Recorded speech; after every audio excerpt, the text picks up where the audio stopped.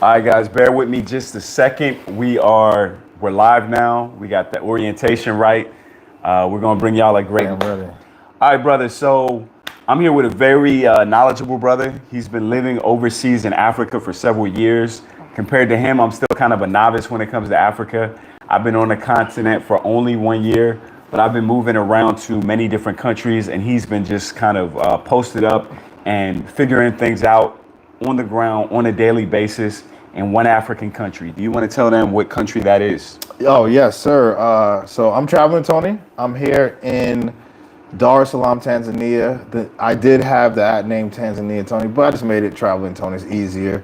Want to have two different names, but been here for a few years.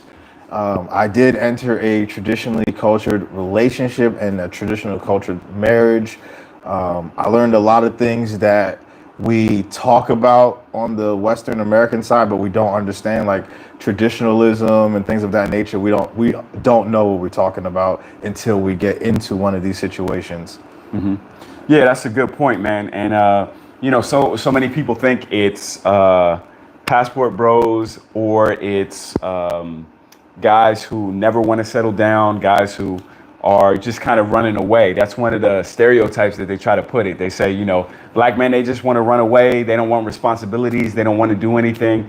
And you're proving them wrong just by your actions and the fact that you're committed to one place and you have a different vision. Can you talk about that a little bit? Yeah, and to key on that, I would agree. Like, for example, yes, I was running away. I was running away from a Eurocentric way of life. I was running towards Afrocentrism, which people don't talk about.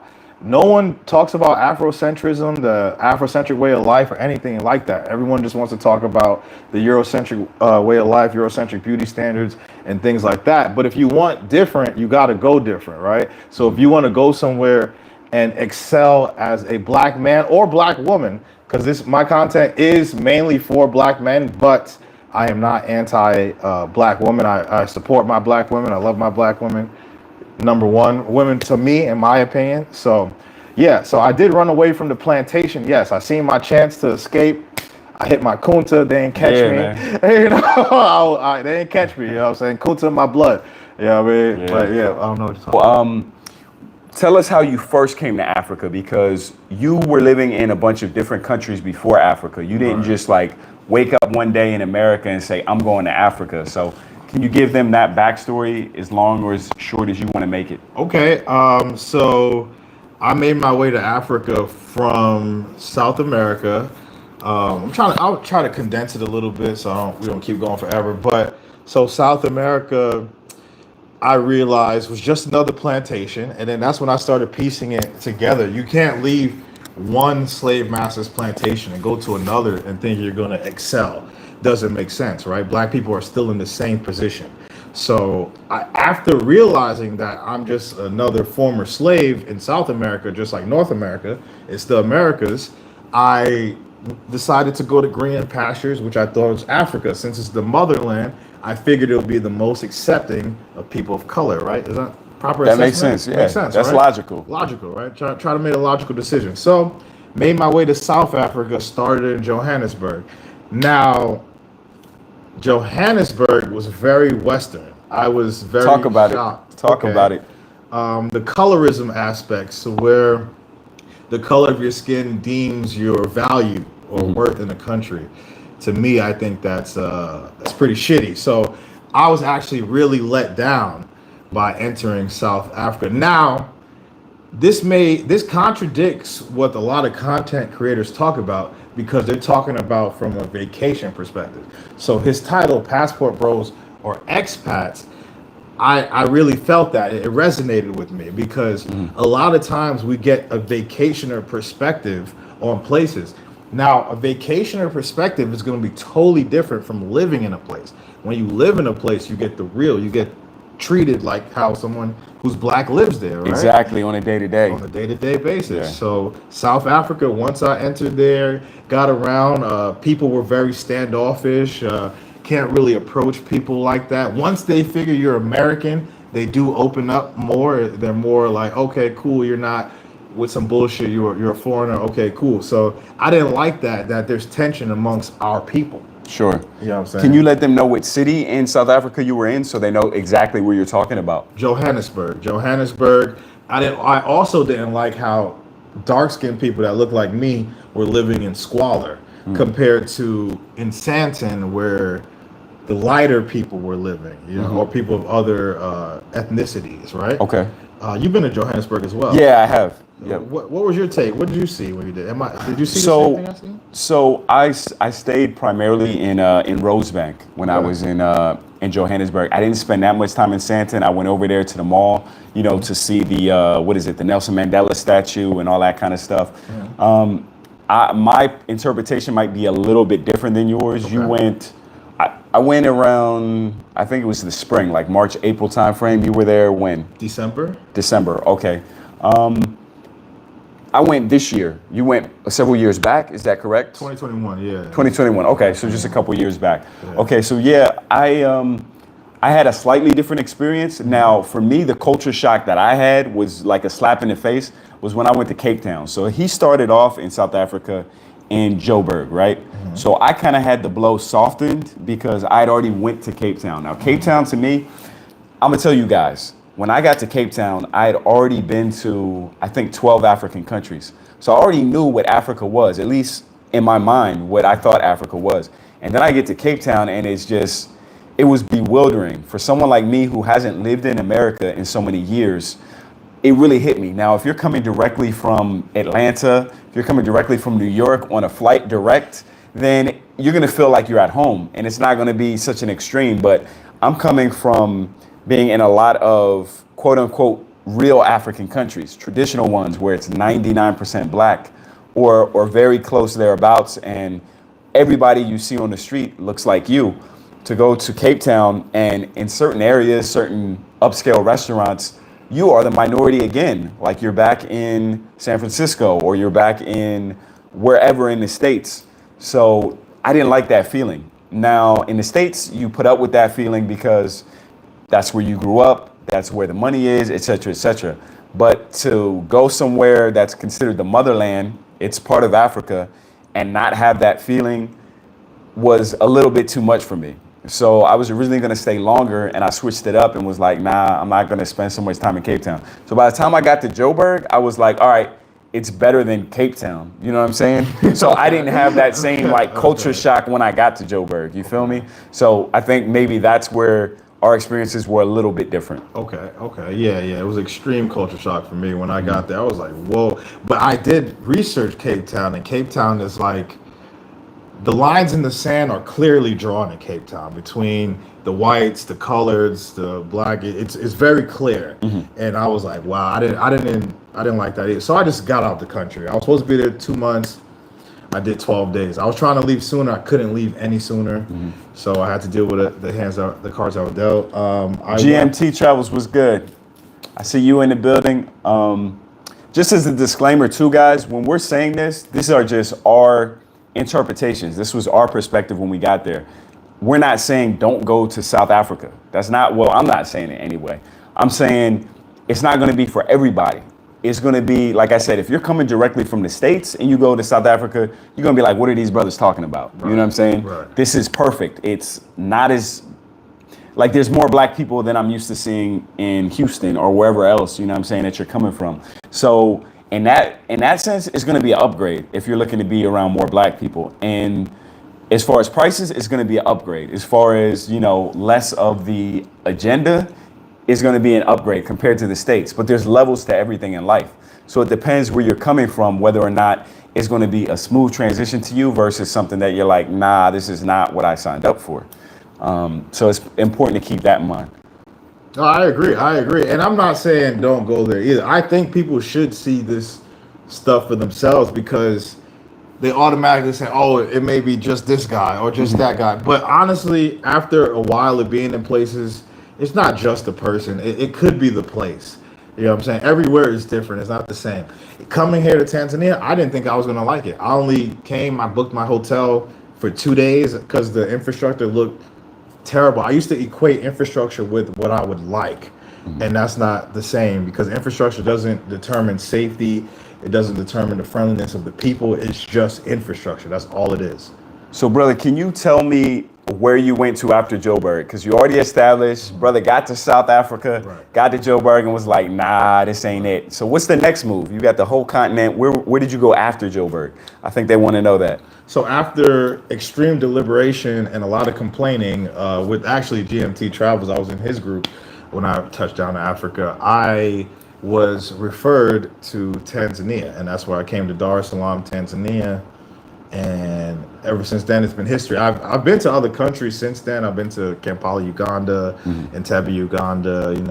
Obviously Kenya, Mombasa, Nairobi, and that's about it. I realized that East Africa is where I would want to be. If I'm living in Africa, it has to be East Africa. East Africa is the coolest, in my opinion, Okay. for living. Respect. And for you, what was the biggest difference you noticed going from South Africa to East Africa, or specifically from South Africa to Tanzania? What was the biggest difference? Okay, well, I would say the biggest difference, even from South Africa to East Africa, is just love amongst our people. In South Africa, they don't really love each other. It's kind of like America. From what I've seen, just what I've seen, like people were standoffish to other blacks, and that's not the case in Uganda, Tanzania, Kenya. You could approach people, you can get help, you could get assistance. That they'll make you feel like you're in the hood in Johannesburg. You know what I'm saying? Okay. Where you're on guard Yeah, around yeah, your yeah. own people. And Yeah, I I hear didn't you. like that. It was a hood environment, kind of. I didn't really like that. Okay, let's look at the chat. I want to address some things. I think we had some questions, Okay. and then we can get back into it. Okay, what's the vibe in Durban, Ozzy? Okay, so he hasn't been to Durban, I don't believe. No, I Okay, haven't been to Durban. so for me, the vibe in Durban is very different than Cape Town. Very different. I think they're actually really polar opposites. They're on opposite sides of the country. You have cold water in the sea in Cape Town, and Durban is warm. So that affects the culture of the city, because the whole time I was in Cape Town, I don't think I seen a single black person anywhere near the water, like for real, for real. But in Durban, every beach you go to, you're gonna see black people, not just looking at the water, but actually getting in the water and enjoying it. So to me, that changes a lot of the city. It's a lot warmer in Durban. It's I think semi-tropical. So most of the year in Durban, you're going to be able to enjoy the beach and the sea and stuff like that. In Durban, you have a big Indian population, whereas I believe the population of European descent people is a lot higher in Cape Town.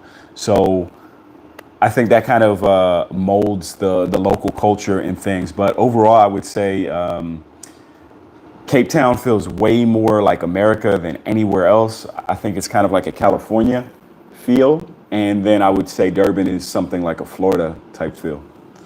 Do we have any other questions? Okay, Big Mike. I don't know if you're new to the channel. What's up, Big Mike? He says, how is Ethiopia? Are they nationalists or open to tourists? Ethiopia is open to tourism. I mean, you don't have any issues there. You get a visa on arrival, for Americans anyway, Canadians, most, Western countries.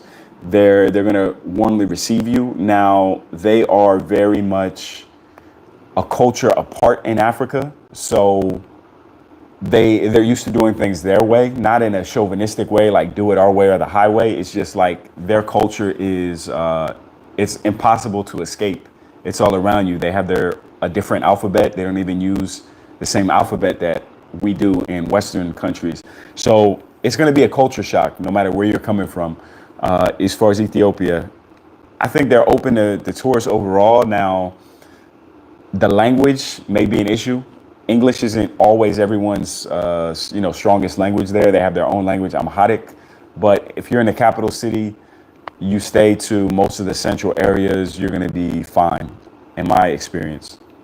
All right. So to continue, we were talking about, the differences, right? Okay. You said about how you felt. That was, Okay. I remember that you were talking about Perception. that how you felt was different. How about prices? Prices Yeah. are definitely cheaper in East Africa, in my opinion. But you could get a very nice apartment in Johannesburg for not that much compared to Kenya. I think Kenya is True. more expensive than I think it's comparable. Comparable, I okay. think Nairobi versus Joburg is very comparable, like when it comes to housing and those kind of things. I just wanted to ask you, like, kind of coming back to our overall topic, how do you see the differences between passport bros and expats? Like, which label would you put yourself under, or do you not have either one of those labels? Do you have an alternate label Okay. that you think would fit your circumstances? I would put myself as an expat. Okay. Because the passport bro term is very loose. Like you can consider yourself a passport bro. You go overseas, 4 days a year. You know what I'm saying? Expat, you can't consider yourself an expat True. if you don't, Yeah, really live overseas. That's clear. Yeah, that much is at least clear. Okay. So I definitely consider myself an expat. Okay. Interesting. And do you see, going forward, do you see Africa receiving more passport bros, or do you think they're going to receive more expats?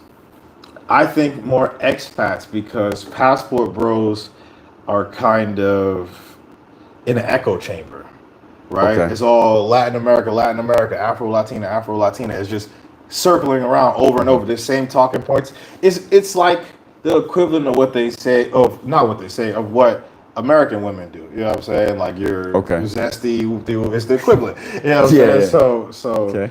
I don't really see too much growth in that sector. Just because people don't have the time to spend overseas to grow.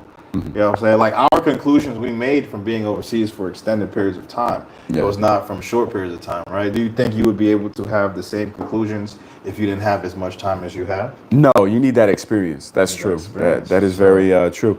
And I want you guys to know that he's not just talking out of, the left side of whatever, you know what I'm saying? This man has actually lived in Latin America before. So can you speak to that a little bit? What was that experience like? Because now this is a brother who moved his entire life from America to East Africa, Tanzania in particular. But prior to that, you were living in Latin America. Is that right? Yes, sir. Can you tell them? I was doing the suitcase living, expat, not knowing where you're going to end up. You live out of a suitcase. That's what expats have to do. You got your suitcase, you unpack, and you know what I mean? You pack it up when you're leaving. But you live in your place and you keep going. So for me, Latin America, it just, black people aren't on equal footing as the Latinos or the whites, not even close, right? We're third class citizens. Second class is nice. You know what I'm saying? Like I would say the Latinos are more second class, you know what I mean, in Latin America. Because if you're a white Hispanic or whatever, then you're obviously at the top of the socioeconomic thing, right? Would you say Sure. that? Yeah, that makes sense. That makes sense, right? They have the best jobs and opportunities and whatever, from what I've seen. Now, people don't talk about this. This is why I say the passport bro thing, it's echo chamber, because black people in Latin America are discriminated against. It's a fact, right? Black people are at the bottom. Yeah, and it's not talked about. It's not talked about because it's not sexy, right? It's not sexy. So how are you going to go from one slave master's plantation to another one where black people are held back and think you're going to excel more than the local black people there? Because there are local black people that have a little bit of change, but they're still kept in the shadows. Just like in Rio de Janeiro, you never see black people in any high functional capacity of working, right or wrong, right? True. You always see them like, if you see It's them, rare. yeah, it's rare. rare. If you see them, they're in a server type position. They're not in a bank branch manager position or anything like that. And I think that's things we should talk about, because that is the image of black people in Latin America as servants, not as, kings or anything at the top. Would you concur? Yeah, that's very. It's hard to argue with those points.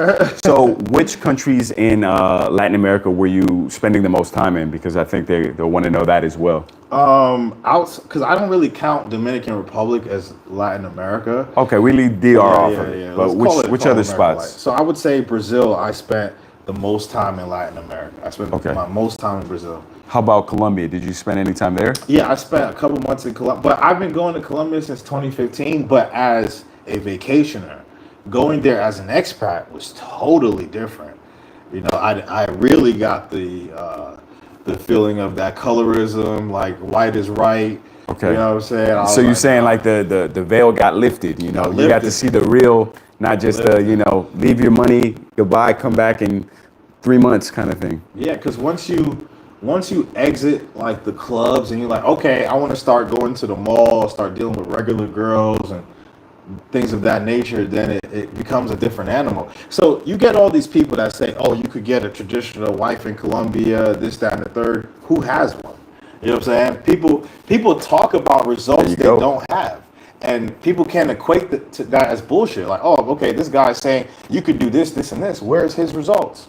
You know what I mean? Results-based gaming, right? That's what I'm looking at. I'm looking to see who has the best results for me to emulate what this guy's doing. You're making a lot of sense. I'm just saying, I'm letting you go, man. You're making a lot of sense. I'm letting you cook, man. I'm letting you cook. I believe in logic and reasoning. You know what I'm saying? For sure. All, like, yeah, the fantasy sounds good, but what's real? And I don't think people want to accept that, or they're not ready to accept that just yet. The big booty, light skinned Latina is still like, fresh in people. That's what they want, but it doesn't mean you're gonna get it. I mean, yeah. What are your takes on that? I dig it, man. I like what you said. There's not a lot more I can add on to it. Let me see if we have any new questions here.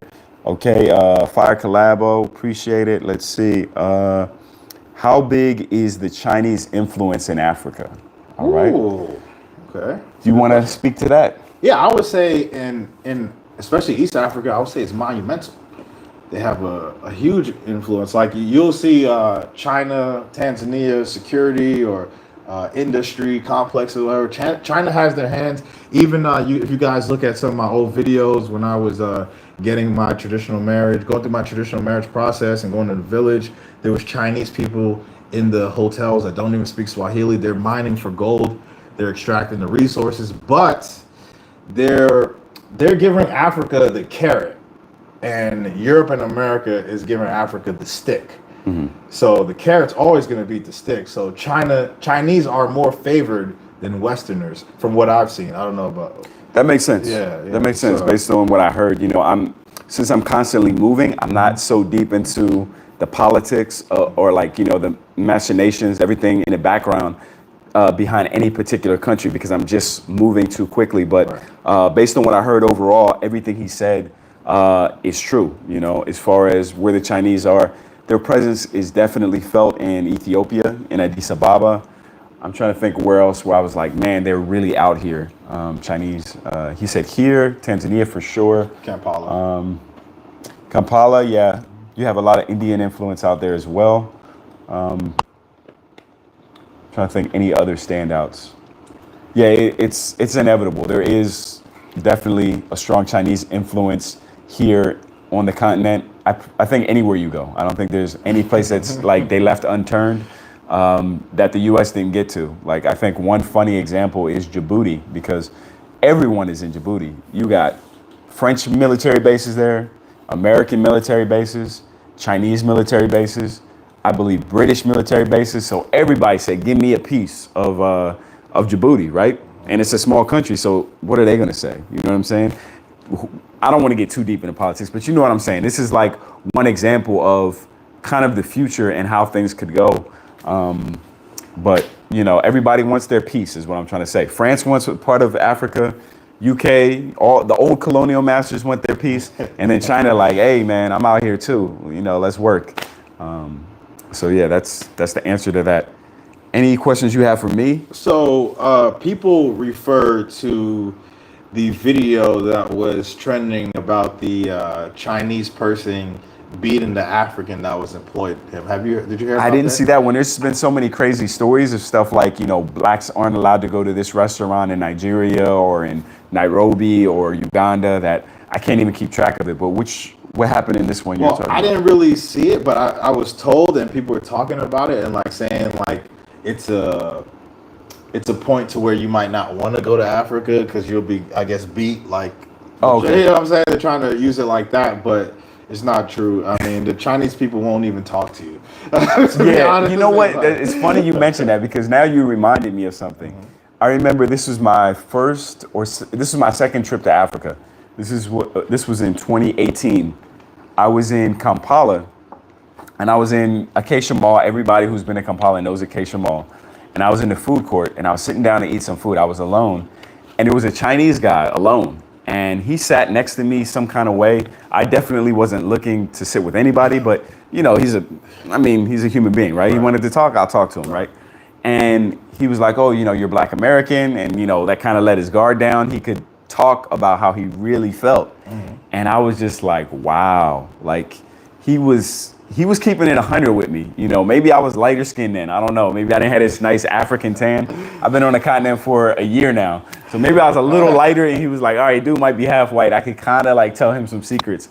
But yeah, man, the disdain that they have, well, at least him, I don't want to speak for all Chinese, but the disdain that he was expressing for the local people was almost like if we as humans went to Mars and there was a colony on Mars and we just were forced to go there for money, but we like hated the aliens and like, you know, these disgusting green slimy things. That was how he felt about Ugandans. And I was just like, you know, my jaw dropped to hear it, but I'm listening. I'm listening to what he's saying just to know what the mindset is. And it's just like, man, we're just here for the money. We are not, we're trying to get what we can get, which it's not a surprise. This isn't mind blowing, but when you hear someone express it so verbally and, you know, when they say it with their chest, you're just like, damn, you know what I'm saying? Like, and this is, it's just crazy to experience that and be on the other side, because the fact that I'm not a local, he was comfortable enough to share those kind of things with me. And I think a lot of times the locals don't ever get to see that side until, you know, something crazy happens, like when someone records it and they're whooping the ass of somebody who's one of their countrymen. Unless it takes something like that for them to be like, maybe they don't like us. You know what I'm saying? Yeah. Maybe they don't respect us. Maybe they think we're barely human. You know what I'm saying? It really takes something loud like that. And it's sad that it does take something like that for people to kind of get on code and be like, should we reevaluate this relationship? And I think it's interesting you bring that up as well, because people don't talk about it. Like, people are trying to say you can go to China, you can go to some of these other Asian countries and find traditional wives and this and that, but they're not talking from a place of experience. They're just talking because it sounds good and to get the clicks and views, and people can't do the math and equate those things. You know what I'm saying? So yes, they do see us like animals. They do see us less than human. But will that affect you? No, it's not going to affect you. The Chinese are not paying you. They're, especially if you're an expat or whatever. For sure. So you don't have anything to do with the Chinese. Yeah. So they're in their own world for the most part. You know, it's not like they're stepping on your toes as an expat in these countries. Aren't there a lot of Chinese dudes knocking up Ugandan women? Yes. I'm not going to say a lot, but you do see there's not that many of them there. They make it seem like it's a ridiculous amount. It's not like you're just walking down the street and you see all these mixed Chinese babies like 5 times a day. It's not to that level, but I'm sure it happens here and there. Yeah, here and there. Yeah. I can't honestly say that I've seen a half Chinese baby anywhere in Uganda. I have never seen it, and I've been to Uganda 3 times.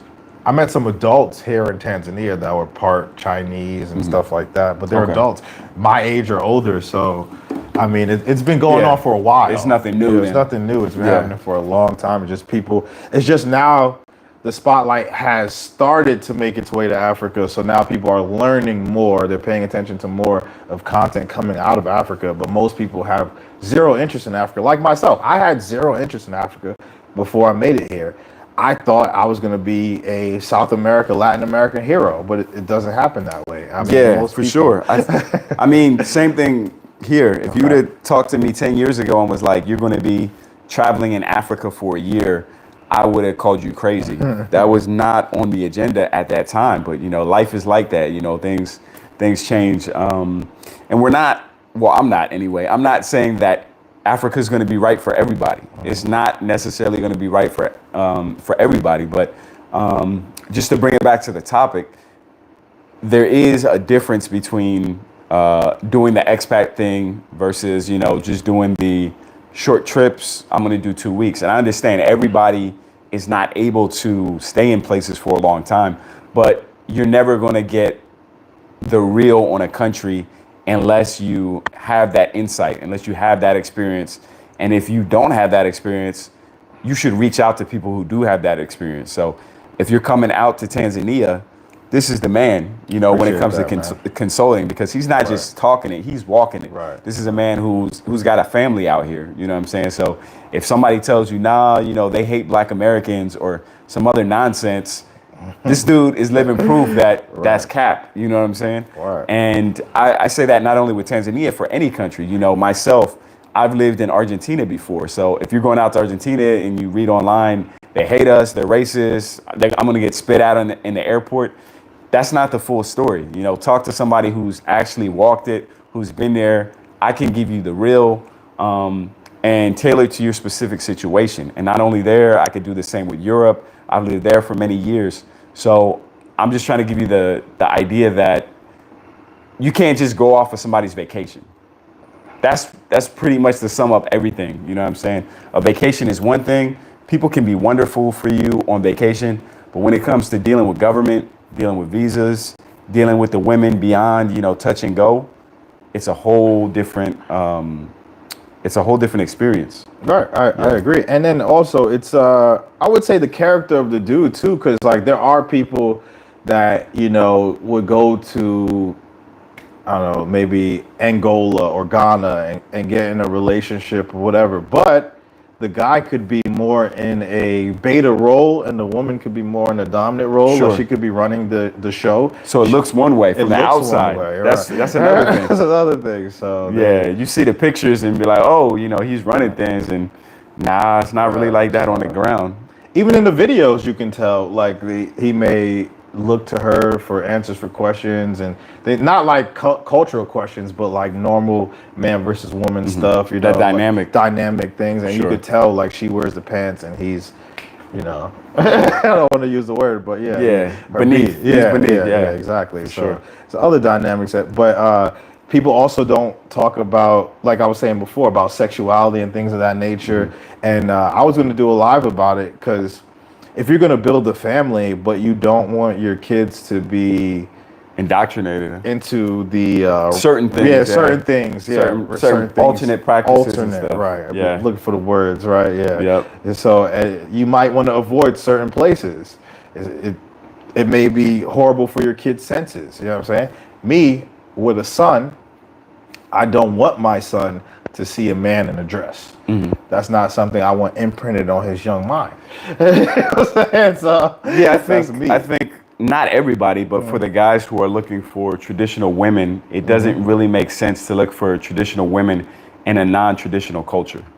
You're going to be at odds there. You know what I'm saying? I agree, brother. I agree. People don't, but I think the thing is too, like you're saying, passport bros or expats, vacationers don't know what's traditional culture and what's not because they don't have the time to decipher it. You know, if you're only there 8 days a year, you can't decipher what's traditional or not because you're only dealing with the girls in the club. Just like even you know, overall, people still talk about girls in the club that frequent the club weekly as like normal, regular girls. They're not. They're not. You're not a normal girl. Nowhere in any country. Nowhere. If a girl goes to the club every weekend, she's a part of that life. You know what I'm saying? It don't matter which country. It don't matter America. I don't care if you met her in Lebanon. Yeah, I don't care if you met her in Libya. You know what I'm saying? UK, like club hoppers. Yeah, I mean, girls that are comfortable just leaving with dudes they don't know every weekend, getting smashed out, putting on their panties and leaving in the morning. She's not a regular girl. She's not a non-pro. That is bullshit. She's a pro. She's a professional meat hopper. She hops on different meat every week. So yeah, that's cap. That's cap. All day. Let me see real quick. Okay, I see a big potential in Africa, specifically for the greenhouse technology. Okay, so to answer that question, I think it depends what industry you're in, honestly, because if your industry is more tech-based, you're going to want to be in a country that has a really stable internet, good connection, good grid, etc. What are the speeds like here for internet? So my house, I get like 200 down and like 30 up, but I'm paying almost $100 a month for my internet. It's like $85. So Okay. so you're gonna pay for it if you want good internet. You're gonna pay for it, but it also depends on the country. Now, if you go to like maybe Gabon or something like that, the internet might be charged. People talk about going to countries that are very small and expecting big things too. I think it depends on the size of the country. Yeah, it really depends on, to your question about business, like what are you going to get into? If you're talking about minerals, that's going to be maybe places like Zambia. Like I said, if you're doing tech type businesses, that's going to be places that have a better infrastructure. South Africa is one of those. Like he said, the speeds he gets here are pretty reliable if you're going to pay a little bit more. So it's really going to depend. All right. Big Mike says, my Chilean wife and our kids are thinking about living in Africa. Which country has the highest quality of living? I want to see my kids somewhere where they don't have rainbow influence. Okay. So did you want to answer that one or? Yeah. So it's pretty easy. Honestly, you can Google. This is what I've learned, right? Okay. And I'm gonna do a live about this too. Put in rainbow parades, and there we go. Hey, it worked. See, there we go, bro. Yeah. Mr. G. Yeah, there we go. Hey, my man. Yeah. Mr. G, my man. Salute to my man's Mr. G, man. Yeah, respect, Mr. G. Yeah, man. Okay, so like he said, we're gonna get to that. Just to finish out your thought, he was saying that you wanna Google countries that have a alternate lifestyle parade, Right. And the places that don't show up on that radar, that's your answer, right? That's one cheat code to do it. Right. But I'll give you guys another cheat code. Eastern Africa in general is very traditional, patriarchal, whatever words you want to use. They are not so easily influenced by whatever cultural norms are happening in the West. Now, I will say, in big cities, especially Nairobi, that's a little bit contradictory to that rule. But outside of that, everything is more or less like I said it is. So East Africa is a pretty good bet when it comes to that. Now, Southern Africa is the opposite. Southern Africa really, really, really follows everything that comes out of the West like 110%. So when I say Southern Africa, I mean Namibia, I mean South Africa, obviously, I mean Botswana. What's that other one down there? Well, those are the three main ones. Now, if you're looking for that, there you go. But if you're not looking for that, it's something to be aware of. And I'll just leave it like that. Yeah, facts. Nairobi seems to have a lot of, you already know. All right, South Africa colonized. I mean, nothing else to say there. Okay. Y'all get to the super chat? Yeah, okay, and we're gonna get to the super chat. Mr. G 1804 said, great insightful conversation. You're right, Jay. Looking for traditional women in a non-traditional culture is illogical. Shout out Tony, Real Travel OG. Yeah, man, he's putting respect on your name. Man. Yeah, that's my man. Yeah, that's my man. For real? Yeah, Okay, that's my man. That's why he's super chat. He's putting respect on your name, man. He knows that you know your stuff. You're not just out here, somebody who did 2 vacations and think they're an expert. Yeah, you really. Even him, when he was told to come out here, because we hung out and stuff like that, he was directed by someone who does vacation, and they sent him to a S tourism, like little crap motel type environment, and he was upset because of his, when he was staying. He got misinformation. Got misinformation. So when we started talking and stuff like that, and that's the worst, man. When you're looking forward to that time off, and then it's just not what somebody told you it was. We all been there before. I've been there. I'm sure you probably ran into those situations where someone's like, "Oh man, you got a XYZ," and then you get there and you're like, "Nah, this ain't it, bruh. Like I could have been somewhere else." You Especially on forums. Forums, like they'll mislead you all the time. Yeah, people will sell you a dream because, unfortunately, there's money in it, and some people they don't have morals. So, whatever they think is gonna get you to move in that direction, they're with it because it pays them in the long run. But I try not to move like that, man. If I say something, I want to be able to always stand on it and to give brothers good intel. So it's a funny question. You This one, okay. What is this? What does it say? Okay. Big Mike. Which country in Africa has the biggest booties? Okay. Yeah, man. South Africa. That's the short version. South Africa. If you want something in the east, Uganda. I think. Oh, I gotta give it to Tanzania over Uganda. Uganda, they got them diaper butts, man. It's like that double wide tractor. It's not like the poke out, the fatty. It's not. If you want the Meg the Stallion shape, I would say definitely Tanzania. Uganda, they got them wide ones though. They do. I'm gonna tell you like this. It's subjective, right? But you are definitely gonna find them in South Africa, for sure. In East Africa, you're definitely going to find them. Some people might think they have more of them in Tanzania. Some people might think there's more of them in Uganda. I'm gonna tell you, in either country, I don't think you're going to be disappointed. There's enough variety that you're going to find something that you like in any of the three countries I just mentioned. When it comes to that, to the backside, yeah, they got it all day. I agree with that. To the backside, definitely. Yeah, they got the backside all day. But they be looking punched in the face in Uganda, though. This guy, he said that. That's his perception. Am I lying? Don't leave me no nasty comments, guys. Don't leave me nothing. His channel is Traveling Tony. But man, we're just on here chilling, man. It's cool, brother. That's not my perception, but hey, man, I respect everybody. I let them talk their talk. You know what? Because everybody's experience is different. And I respect that. I really like Kenya though. I think Kenya honestly is the best country for people on vacation because it's a mix of everything. You get the modern side, they got the traditional side. They have a mix. You can't lose in Kenya, in my opinion. The girls are good looking. You cannot lose in Kenya. They may not have the biggest booties, but they're in shape. They take care of themselves. They're not eating hella McDonald's like in South Africa. South Africa is a huge McDonald's place. So, Yeah, fast food isn't really a concept. I mean, every country in Africa more or less has KFC these days, but that's it as far as fast food goes. You're not going to have 15 different options to, just eat nasty fast food stuff that's fries and stuff like that. So everyone's pretty much healthy as far as like their eating habits.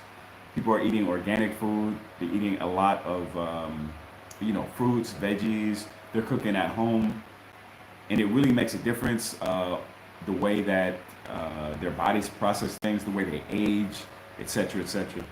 So I see you deep in the chat, man. He ain't even looking at the camera. Is it interesting like that? Yeah, it's interesting, man. Definitely have some good conversations. Okay.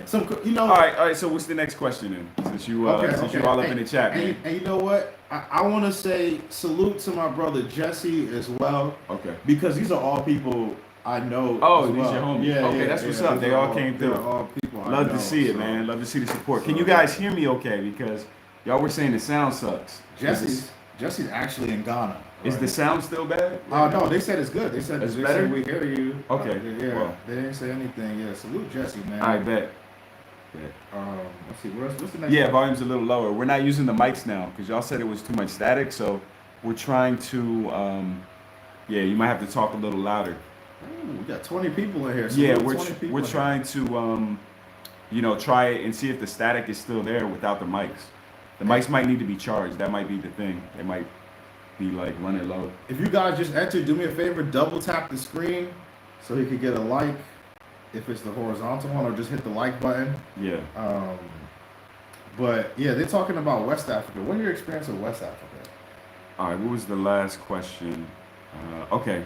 I'm gonna go through these questions because we let some slide by. Okay. Okay, what are some cities in Africa you brothers will recommend to find a traditional wife? I think East Africa you can't go wrong. But you need the time. I'd say go ahead. No, I don't want to cut you off. Yeah. I would say East Africa, Uganda, Kenya, Tanzania, Zambia. But traditional girls, you're not. This is the thing. People think traditional girls, you're just gonna like clap the first day you meet them and stuff like that, like right away. No, you're gonna have to do. They're gonna vet you. They want to make sure you're looking for marriage or longevity. They're not just gonna let you just have it like that, because then it wouldn't be a traditional girl. They'll just be giving it to everyone. Okay. All right, that's his side of it. Okay. So I will push back a little bit when he said anywhere in East Africa, because as I said before, Nairobi is very westernized. I think it's been a while since you've been to Nairobi.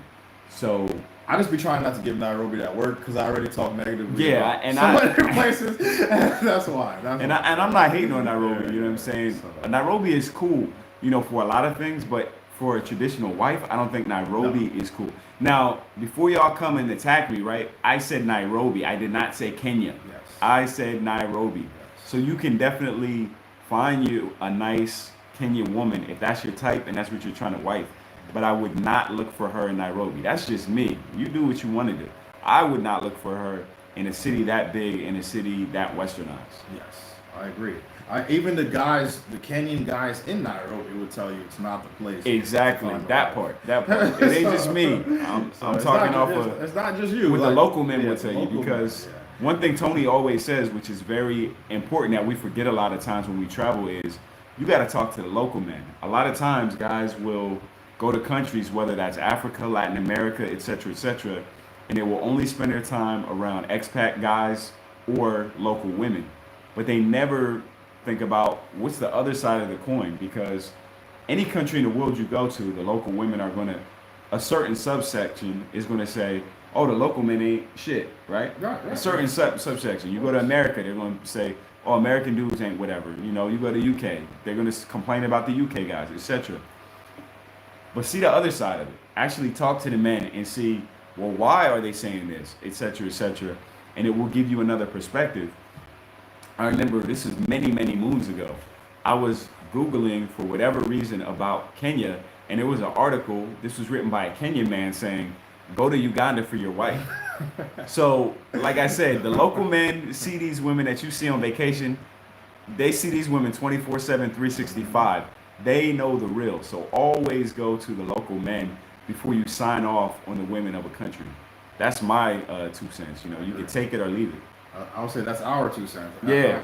I This agree. man, he's been I preaching that agree, for a man. minute. I've been preaching that for a minute too. Like, talk to the local guys, especially in a higher socioeconomic class, like in the gyms. You go to a gym, people you usually go to the gym, especially in the morning. They have good jobs. They have That's a money. big tip. That's You know a what big I'm tip saying? that So, you got to figure that one out. yeah, you have to spend the time in the nation to really figure it. Should we turn this off to save the battery? Yeah, it's fine. So, Okay, so Big Mike says, will the local men flirt with my Chilean wife if she's there? Are they thirsty? What do you think about that? I mean, I'll give you my 2 cents. Is she alone? And like, the thing is, if you got your wife alone all the time, just walking around, yeah, if she looks good, they're gonna try to holler. But will she engage? No. No, she's not gonna. Why would she lose what she had with you as a successful American man to go with the guy who's not gonna take care of her? That's the logic. So now, a lot of times when we talk about cheaters and stuff in these countries, they're not cheating just for the F of it. They're cheating because the income is inadequate. Mhm. So the girls go. She's cheating for monetary reasons, not just because she wants to cheat. Like, for example, my girl cheats on me. She knows it's over. The faucet is off. You know what I'm saying? Yeah, I'll send her $80 a month for my son, but it's a wrap. She gave me my freedom. You know what I'm saying? I'm going back to what I was doing. You know what I'm saying? Like, Savage. I'm smiling. Thank Savage mode, yeah. you. You know what I'm saying? For sure. Even right now, me being out with you, you know what I'm saying? She probably pacing back and forth. Yeah, I haven't been here long enough to say whether or not the local guys in Tanzania are thirsty like that, but in my experiences in Uganda, Rwanda, they're not thirsty like that, especially if they know she's spoken for. Like, I don't see them cold approach foreigners like that No. of any race. I just don't see it because, like I told you guys, you know, there's Chinese women in some of these countries, you know, doing whatever, and I don't see them just like dudes just running up to them like, hey, you know, I'm shooting my shot because she can get me out of here or she got money or anything like that. I don't see that. Now, like anywhere in the world, of course, men have eyes. And if you're talking about she's a 10 out of 10, yeah, you can expect that anywhere in the world. But American men are way thirstier than anybody in Africa. So, if she's cool in America and she sees you as being better, or she's cool in whatever other country that's westernized, when she comes here, she already knows she won. She already got a prize, so she's not gonna want to downgrade. You feel me? I agree. And definitely, like you said, to touch on American men being thirstier than the locals, that is true. Now, locals not talking to Chinese girls and stuff like that, yes, but they will approach black women though. If she's like Black American or something like that, they will approach her to talk to. Yeah, because they don't even know when they see her. Right. They don't know what she is. She could be from Rwanda or anywhere. Yeah, exactly. They have no idea. So that's different. Yeah, that's true. Okay, what other good questions we got in here? Okay. Big Mike said, what y'all think of Austin's recent comments of racism in South America and how they don't show brothers love there? Do you want to answer that? I think he watched some of my videos. I think no. Honestly, I think he's been there for a while, and like I said, it's a difference when you're there for a short time versus an extended period of time. So I haven't watched his videos. I don't watch his videos because these conclusions he's coming to, I came to years ago. So there's no point. But I would say he's just gaining the wisdom. He's a young man, young brother. He's growing. He's growing well. He's doing his thing. Shout out to him. Salute to him and his family. Yeah. And he's just learning. He's not telling any lies with this. He's not. People would say he's a grifter. In some aspects, maybe I agree. But with that, he kept it 100. That's an interesting question, or comment rather. I didn't watch his video, so I don't know what his greater point was. I don't know like how he broke it down, etc., etc. I'm a brother who Latin America was my first love. Latin America is what got me traveling. I speak Spanish fluently. I speak Portuguese to a pretty decent level. So I've gotten to see a little bit deeper than a lot of people into these cultures, into the psyches, etc. So I will say that it varies quite a bit. If you're a brother and you're looking to have fun in Latin countries, you can definitely have fun, and they're accessible from the States. I 100% get that aspect. That was me. So I don't knock brothers who want to go there. It's better than wherever they're from in the States. You know what I'm saying? If you ain't getting no love back home and you can hop on a Spirit flight to you name it, I ain't mad at you, brother. You know what I'm saying? You gonna do what you gonna get in where you fit in, right? As it relates to long-term thinking, which I understand in your 20s, you may not be long-term thinking. But as it relates to long-term thinking about having kids with a woman in Latin America, raising your kids in an environment where the black man is at the bottom, let's keep it 100, let's not hold our tongue, is not ideal for myself. I don't see myself doing something like that. I wouldn't want to put my kid through something like that. Now, I'm sure there are people who can make it work. People who have enough money to insulate themselves from that. They send their kids to private schools in Colombia or something like that. I don't know. I'm sure it could work if you do a lot of due diligence from the outset. But I don't see these stories. If these stories exist, I've never seen it. I've never seen a dude with receipts like, this is me in Medellin with my family. We've been married for 10 years. My kid is, star soccer player. And this is from an American brother who moved there. I've never heard that story. You could swap out Medellin with Mexico. You could swap out Mexico with Cali, Colombia, or whatever place. I've just never seen that story. Now, I'm not saying it doesn't happen, but I have seen the stories of black Americans who've done that in Africa, and obviously the amount of mental and just environmental challenges racially are not going to be persistent like they are in Latin America, in other parts of the world where the black man is just at a lower status. You feel me? So that's kind of how I answer that one. Latin America, can you have fun there all day long? Can you fall in love with a girl? You can. Is the average guy who's just going to come through on a quick trip do it? No. But I've definitely had deep relationships with Latinas, so I would never say that that's not possible. But like I said, I also can connect with them on a different level. I speak Spanish. I can be in bed with them. I don't need Google Translate. You know, I can. I'm not going to get too deep into that, but you feel me? What I'm trying to say. It's a whole nother level of connection that you're going to get when you're really deep into that culture.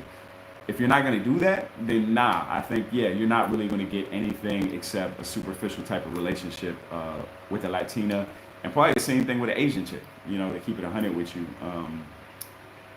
I think that pretty much answers it. And like you said though, like you don't see examples of brothers doing that, but you do see that with Africa. Exactly. Now, exactly. there's way less brothers that go to Africa, but they're having better results than the masses that go to Latin America. So percentage-wise, logic and reasoning. You know what I'm saying? Like you have better probabilities in Africa all day. You know what I'm saying? For a black woman, a black man is going to be the first choice 9 times out of 10. In Africa. In Africa. In Africa, exactly. And that's another thing that I don't think gets talked about much. I don't have that much experience, but I don't know if I want to put other people's names out there. But what are they gonna do? They gonna make no, it's not even on no shit like that. It's not even on no beef stuff. But I don't. Yeah, whatever. But let's just say I know some brothers who they were married to Afro Latinas. Okay. And you know, they are very well aware that a black man is not necessarily that woman's first choice, because people raised in Latin America, for the most part, who are my complexion, darker, Afro-Latina, you know, wear the kinky hair and stuff, they weren't usually raised in a culture that puts race first, even though it's there as far as like the discrimination and, you know, the opportunities. Yeah, they're limited by it, but they're told like the sweet lie that like we're all Colombians, we're all Brazilians, we're all Panamanians or whatever. So because of that, they don't feel like I need to be with a black man to keep our racial unity or to progress. Like, no, you know, my grandma was maybe white, or my grandfather was Indio, or, you know, whatever. So because of that, who cares? We're all the same, which is like a utopian idea when you don't have the same opportunities. You know what I'm saying?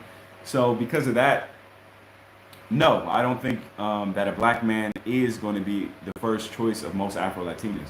I think you're probably even, right? What would you say? No, I agree with that. I do agree with that. And like you were saying, you know, they're in a culture where they pretend like they're equal, but they're not. They're like, oh yeah, sure, we're all Brazilian, but get your ass back to those slums over there. You know? Yeah, exactly. Hey, that's it. Yeah, we'll go back over there. You're not allowed here where the streets are nice. Go where they're exactly.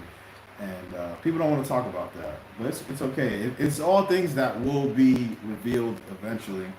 The veil is being lifted on this travel thing because it is now, this travel space is now bigger than it's ever been.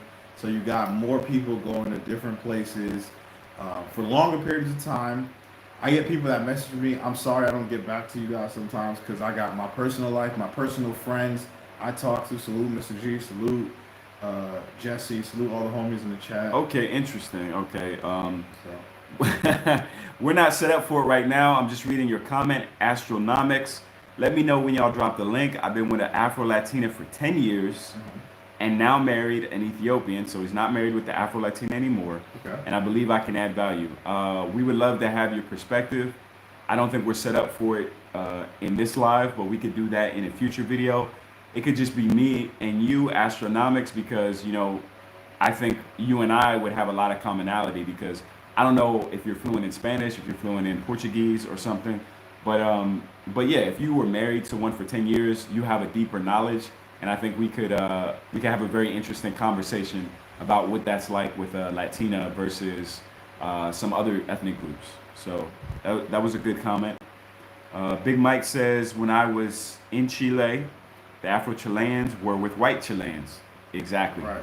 A lot of them will get bred out. They've been getting bred out for the last couple hundred years, man. We already know. There's significant preference for lighter skin in Latin America. Exactly. So as he, you know, this is just more confirmation for what he said, is that in Africa, 9 times out of 10, a black man is the first choice. In the Afro-Latina communities, in the Caribbean communities, that goes way down. Where that is exactly, I can't say, but it's nowhere near 9 out of 10. It just isn't. Um, okay. Let's see if there's any other questions. Jay, are you enjoying TZ? That's a good question, man. That was from the brother, Mr. G. I haven't been here long enough to really give my full thoughts on TZ, and I don't like to speak too soon. So far, it's interesting. This is my 18th African country, right? So I'm comparing it to everything that I've seen before. You know, had this been like my second African country, it probably would have blew my mind. One thing that is unique about Dar es Salaam that I like is that it's a big city in East Africa, but it's actually on the coast, and you pretty much, it doesn't exist. You know, you have Kampala, which is inland. You have Kigali, which is inland. You have Nairobi, which is inland. Whatever other cities that are on this in East Africa, they're pretty much all inland cities, and they get cold at night. Kampala a little bit less, but the other ones, yeah, they get a little bit cold at night. Now here, being on the coast, you have a big city with what, 8 million people?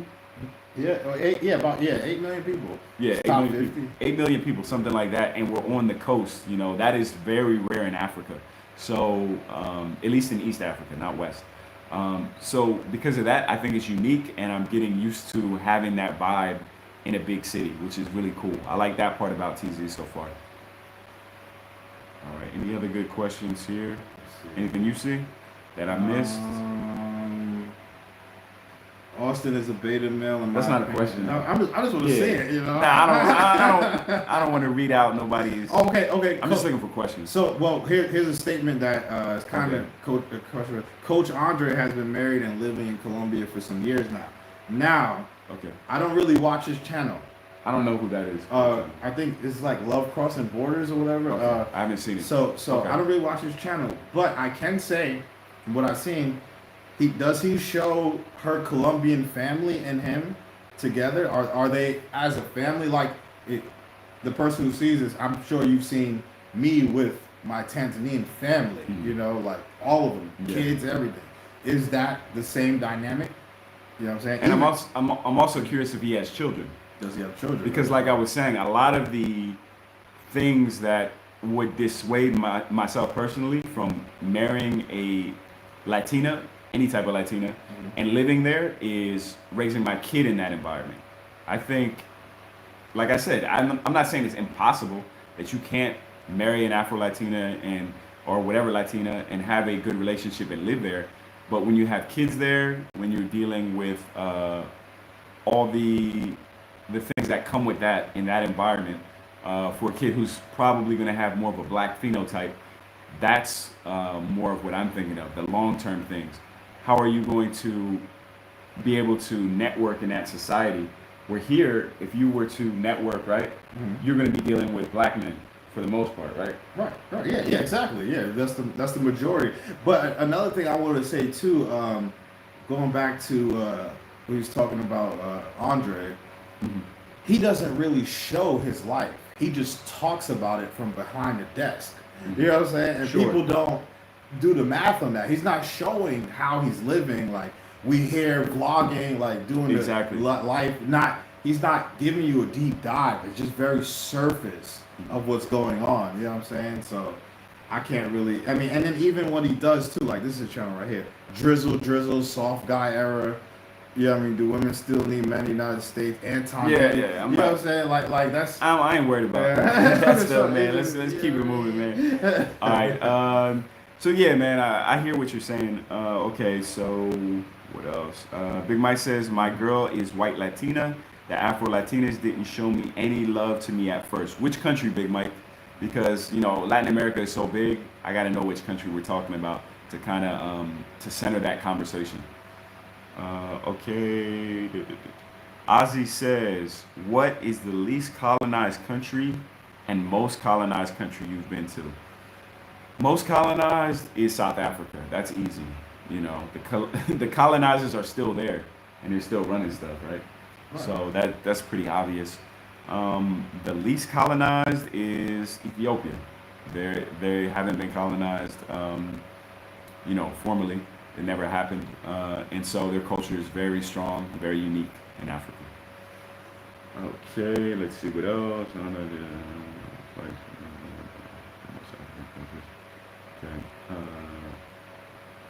Okay. So this is for you. Big Mike says, how do the local Tanzanian men feel us talking to their women? No country, the men enjoy foreigners coming in, invading, and taking their women. But they're not tripping about it. I mean, you'll get hate somewhat, but it's not as overt as if you were a European man. You know what I'm saying? Like, because we're still of African descent. They know, we're similar to them, so they're hating. But I think they're more hating on our resources than us. Sure. You know what I mean? Yeah. What we have than who we are. That makes sense. The class thing. Yeah, the class. So would you say then, if you are dealing with a local man here who's on your same level economically, are you getting hated on? No, he doesn't care. Okay, He so doesn't- there you go. So that's what it He is. doesn't care. What he's saying is that things are more class based versus race based Right. among blacks. That's what he's trying to say. Definitely. All right, let's not go back and forth in the chat, man. Okay. We're here to talk. Like, I got you. we can do that behind. We can turn off the camera. I We're got you, going got you. tight, man. Okay. So, anything else that you want to address, or I think we pretty much covered it all. You got anything else you want to talk about? Okay. We've been going almost an hour and a half. have you had any of your family come out to Tanzania? Yeah, my family came through. They didn't like it though, but it's mainly women, and my family is more matriarchal. Okay. It's more of a strong woman type thing where women are doctors and lawyers Sure. and in that position, so they're more masculine. So to come to a place where men are running the show and women are submitting to their man, they were disgusted. So, Wow. yeah. Did they say that, or you just felt that? I felt You it, could and feel then it. they told told my people, was like, oh yeah, they weren't feeling it. So they prefer Latin America or the Caribbean because it's more matriarchal. Women run the show there. Okay. So they got a taste of what it's like to be a man in the West. Exactly. Is what you're saying. Exactly. Yeah. Exactly. So they prefer that. But who wouldn't though, right? If you're like here, Yeah. men are winning. So obviously I prefer to be here. I don't want to be in the place where women are winning. That's not enjoyable. Yeah, but I think it's interesting too to kind of put it into these antagonistic terms, like men are winning or women are winning, because here I think women are winning too, but they're winning in a different way. True. They are winning in a different way. Yes, true. They are winning in a different way. They're winning more in the familiar sector. So that's where I would say some Western women might be jealous because now they're seeing more tight-knit family units. There you go. That part. When people love each other, you got the mother, where a lot of Western women may have had children and careers, but they never really had a long, enduring relationship. Exactly. I think the facade of winning is what is actually happening in the West, because if you're a woman and you're measuring, let's say you're in your 40s and you're measuring your success based on what you have in your bank account, that's a man's metric. I mean, that isn't even the full metric of a man, but just to even start at that place is not feminine whatsoever. As a woman who's got some years on her, she should be measuring her progress in life based on the accomplishments of her children, and how she's able to keep a family together and support her husband. That's a true win, because you might have these these women who they think that they are killing it, right? Right. But then at the end of the night, they go home alone. Yeah, and that's a big thing too. They don't talk about that. Like a lot of times people say they want doctors and lawyers and I don't know, scientists or whatever women, but getting those women, will they submit to you? Will they follow your lead? Especially if you make less money than them. Do you really think that's going to happen? Yeah. How many examples of that do we have? You get Myron, Fresh and Fit, those people that talk about all these fantastical ideas, but they're dealing with OnlyFans girls. and they're telling you, but you can achieve this and you can achieve. Just go ahead and send me $199. You know what I'm saying? $199 and you can do this. Yeah. And people fall for it. And that's why I was talking about the dude, because like I said, a guy could just show maybe a little bit of his life, but the fantasy sounds good. You know, they're not really giving you they're not giving you big details of their life. They're not showing you the traditional wedding. Where's the family? Yeah. Where are the kids? Where's the mom? You know, where's the dad? Where are all these crucial components within a family unit? Especially if we're talking about assimilation, cultural assimilation. Like me, how could I properly assimilate into the culture if I'm not assimilating into the family, right? I wouldn't Very be true. assimilating into Very the true. culture. So Yeah. that's why I say, show me guys that are like, okay, this is my traditional wedding in Colombia. Here are my white Colombian family members who accept my black ass and they love me. Yes. Show me that. Yes. Show me that, and I would say, back, okay, show me that in multitude, Yeah. right? Show me that in masses, because you can see that. I can say USA meets Kenya, Just Travels, dates and stuff like that, Africa. And this is just people that I know personally. Sure. You know what I'm saying? Like, I'm not even going deep in. There's many other black guys that come here and can show you they have a child, they Yeah. have a wife, they have the dad, the mom, they have a support system. But if you can't show me your support system, then I'm gonna call it cap. I'm gonna say dreams. You know what I'm saying? Show Yeah. me the support system. Very good points brought up there. All right, let's take a look at the chat. Okay. Let's see, is there anything in here? Okay, any question? Okay, I don't know if you want to ask this question, answer this one. Astronomic says, what business ideas stood out to you guys? Anything that you noticed or something that you find there's a gap? Wait, repeat that again. I'm sorry. What business ideas stood out? Oh, So is there any gaps that you see or any guess- specific like fields that you know, like, okay, this guy, he works in like, I don't know, manufacturing or mining, or he works in business or like export, import, anything like that you're like, I could give someone the that you know? I could give Or, the game you know, from just what that you I've noticed. observed. Yeah, what That I've you observed. Okay. The best industry so far. Obviously, mining would be the best, but that's difficult. You got to know what you're doing. You got to have site Sure. surveys and shit like that. That's pretty complex. But something simplistic that you can do is real estate. Real estate, maybe not in this country, but other countries, buying land and flipping it, because land in Africa is extremely undervalued. Extremely undervalued. Once it catches up, it's gonna be insane. Like my land I bought already went up like $5,000-$10,000. Yeah, that's a big one. Yeah, so Yeah, real estate and land, that's something anybody can get into. Well, there are some restrictions here, right? Based on being married yes, to a local. you're right. Yeah, So yes. you might want to let them know about that. Yeah, yeah. And that's what I'm saying. Maybe not here, Okay. but if you do your proper due diligence and research, or if you come here and you get a girl, I know people like even like I'm cool with Black American women as well. So Yeah. Diaspora Connect Tanzania, it's an older FBA Black American woman. Salute to her and her channel.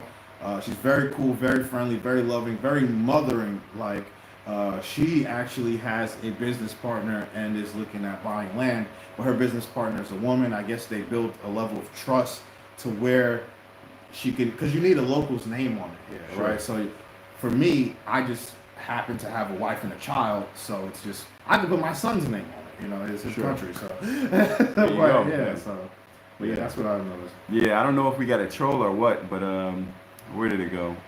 Somebody, CRS98761 said, Jay, do you date women, doctors, and lawyers abroad? I absolutely have dated doctors and lawyers abroad, or top 1%. I don't know what you mean, or top 1%, but yes, I've dated several doctors and lawyers abroad. Would you prefer those women?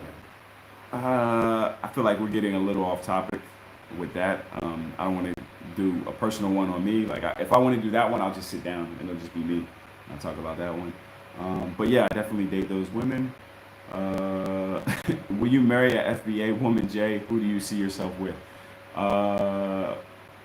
Who do I see myself with? Whoever fits into my plan. You know, right now, if you've been following the channel, I'm constantly moving, so I cannot marry anyone if I'm constantly moving. So we'll just have to see when I stop moving and you know what happens naturally.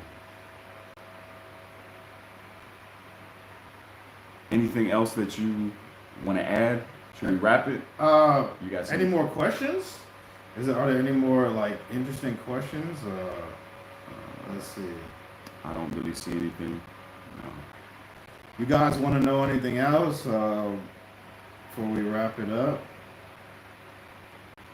Let me see. Let me take a look real quick. Okay, this is. Oh no. Well, this wasn't a question. This was just something interesting. But go ahead. Oh no, what was we're it- saying? I was going on. No, no. I don't see any more. I don't see any more questions. So I think we can wrap it this up. one. We're at Anyone been 125. to Zambia? Yeah, Big but we Mike. haven't been. So. Oh, I thought you've been. Oh, you No, haven't. No, Oh, no, okay, we okay. haven't been to Zambia. Neither one of us. Okay, what industry is the fastest growing in Africa? East Africa, yeah. No, what industry specifically? In East Africa. No, with like tech. Yeah, yeah. No, no. I'm just repeating the question. Oh, okay. 'Cause you said in Oh, Africa. okay, I said okay. My East bad, my Africa. bad. Yeah. I'm sorry. Nah, nah. I'm over here. I can't answer that. The fastest growing. I don't know what is the fastest growing in East Africa. I don't know either. I don't know. Probably tech. I mean, that's everywhere. There's tech solutions for different things. Yeah, yeah, I think tech is really booming in Africa now. Like they're really going crazy with tech. They're trying to get Africa caught up because Africa is behind. Yes. So they're trying to get Africa caught up in tech. I would also say real estate. Like they're building more apartments and things. of that Very nature. true. Yeah, they're always doing construction in Africa in general, not just East Africa. Everywhere that I've been there, there's a lot of construction going on.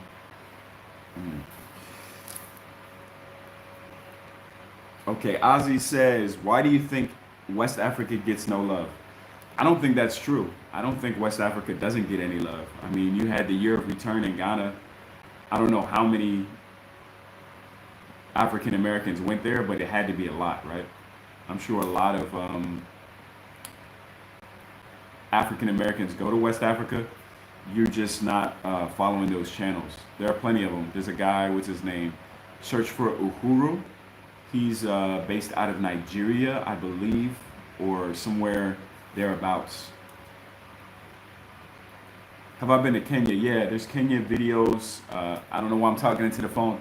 Yeah, there's Kenya videos on my channel. You can go to my channel. I did my first video in Kenya in 2018. I did some videos in Kenya in last year in 2023. So I've definitely been to Kenya. I've spoken on it a few times. I think it's a easy country if you've never been to Africa before.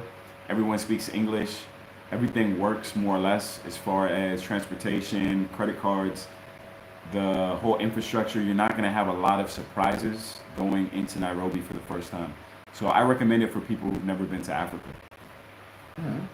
Okay.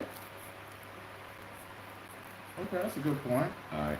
Anything else? Should we wrap it up? Yeah, we can wrap it up. I don't have nothing else to say. All right. So we got like one more minute to hit an hour and a half. Okay, Yeah, let me see if there's anything else in the chat. It might be something else. Let me see. Anybody might have something to say. Okay. Will you go to Morocco or Algeria? Oh, that's interesting. Algeria is the biggest country in Africa, right? Is it? I think it's the biggest country as far as land Land. mass. Yeah. Maybe. I don't know. Not population. That could make sense because it's just a big desert. Yeah, I met an There's a whole lot Algerian of guy, nothing there. and he was like, "You never heard of Algeria?" Because I never heard of it before. And he was like, "You never heard of Algeria? We're the biggest country in The Africa." population is tiny. Though. Yeah, it's tiny, Not even in and the top 10. it's more like a Middle Eastern It's kind Arab, of yeah, look. it's Arab. So it's Arab. not really for the black man. Okay. I've been to Morocco. I've been there twice. I think there's a short clip on my Instagram from when I went there. It's many years ago. I went both times in the winter time, so I didn't get to see it when it's warm and I think a little bit more vibrant. But I enjoyed it just for the contrast. It was very different. I've never been to Saudi Arabia. I've never been to the really real Arab countries. So it was the closest that I had been to that kind of environment. So it was all right for a couple days. The food is really good, spicy food. I think that more or less sums it up.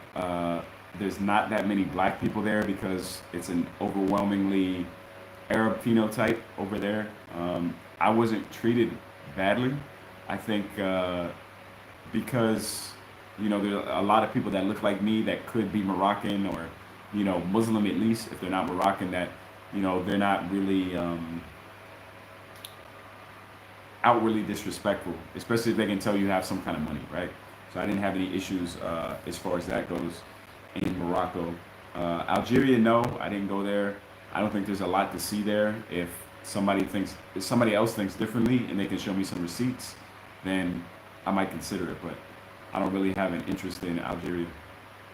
Yeah, I don't have any interest in it. Yeah. I looked into it. Morocco, I met guys. I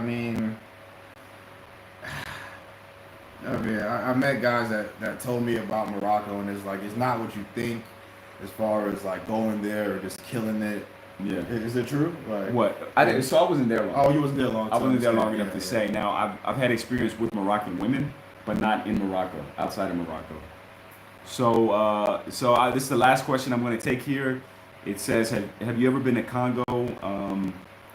Their women seem OD. What does OD mean?